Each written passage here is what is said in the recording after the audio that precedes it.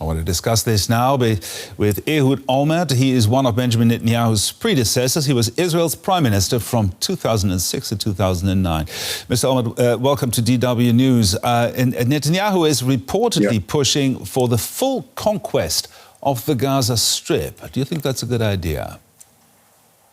No, I think it's a very bad idea. And not only I think so. I understand that I don't know it from directly from him, but I understand that the chief of staff of the Israeli army is also opposed to it for the simple reason that full conquest is a title, is a slogan. But what lies behind it is an endless war which will never end, with many casualties among Israeli soldiers, with the loss of the hostages who are still alive, and with the loss of many unnecessary Palestinian victims that will be killed in the context of such a battle in the most densely populated area in Gaza. Now, so there is not any objective which is worth the cost of doing it. Now, if that indeed is his plan, why would he make this move now?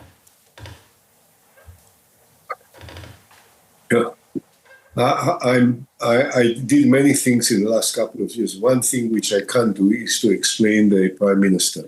You have to ask him directly. I can only say that this is absolutely outrageous plan, which is totally unacceptable. Fact is that for the last 22 months, we were fighting and fighting and fighting, and we have destroyed almost all of Gaza, and more than 60,000 Palestinians were killed, many of whom were not soldiers or fighters of Hamas, but were what is called collateral damage of a war which was originally very justified and unavoidable, but at this point is unnecessary and is not going to achieve anything, and it has to stop right away. You have just mentioned it in the beginning. You did support this war, but earlier this year you changed your mind. Why? Because of what I said, that up to a point there was a reason and there was a universal support for it. It's not just me that supported it. The Chancellor Scholz of Germany at that time and Chancellor Marz afterwards, and Prime Minister Stemmer and President Macron, everyone supported. Of course, President Biden and President Trump. But there is a point after 22 months and so many casualties, so many of them were uninvolved in terror, so many Israeli soldiers, and yet we didn't bring the hostages back.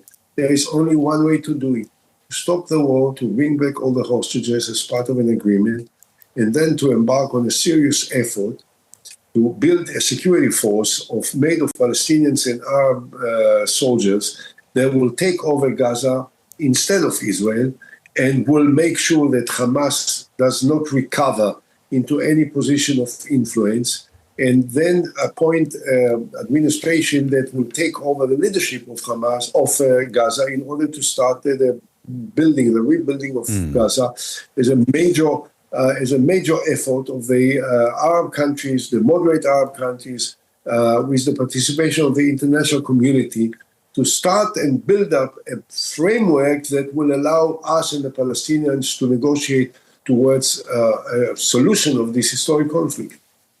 Now, the plan that you just outlined sounds very reasonable, but it requires a ceasefire first. The ceasefire talks, would you agree that they are dead at the moment? Look, ceasefire talks, it's a very simple equation, really. It looks very complex, but it's not. Israel wants the return of all the hostages. Hamas wants the end of the war. Now we have to decide, what do we want more? We want to continue the war, or we want to save the hostages? If we want to save the hostages, we can save the hostages, those who are still alive, and every day they may not be alive. Unfortunately, as you may have seen the pictures of the hostages, how they are tortured, how they are treated by the Hamas, there is a likelihood that they not survive. So if we want to bring them back, we have to agree to end the war. It's unpleasant, it's against our policies, it's against the rhetoric of the Prime Minister, of these bombastic statements about total victory and all of this. All this is nonsense. What we need to do is to bring these hostages back now, alive, those who are still alive. And this is, in order to do this, we have to end the war. If this is the equation, it's very simple. It's just that we are not prepared to end the war, and the Palestinians are not prepared to bring back the hostages if we don't end the war. So this is it. We know exactly what needs to be done in order to end it. Now, the world is already pushing for Israel to end the war in Gaza. Would the expansion, as Netanyahu seems to be hinting at, turn global opinion even more against Israel? This is my understanding. Look, I am against it, not because of the reaction of the international community, not because of the statements made by Macron or by Merz or by Sturmer or by any of the other leaders, because this is unnecessary. This is not justified. It is not going to help us achieve anything which is worth the cost of it. That's why we in Israel are against it. And I think it's enormously important that in Germany and in other countries where you are broadcasting, that people will understand that the voice of Israel is not the voice of Ben Gvir and of Smotrich and not even Netanyahu. The majority of Israelis, 70%, according to all the polls, say that they want to end the war now, that they are against the further killing of innocent people, of Israeli soldiers, of hostages, and of Palestinians. It needs to end now.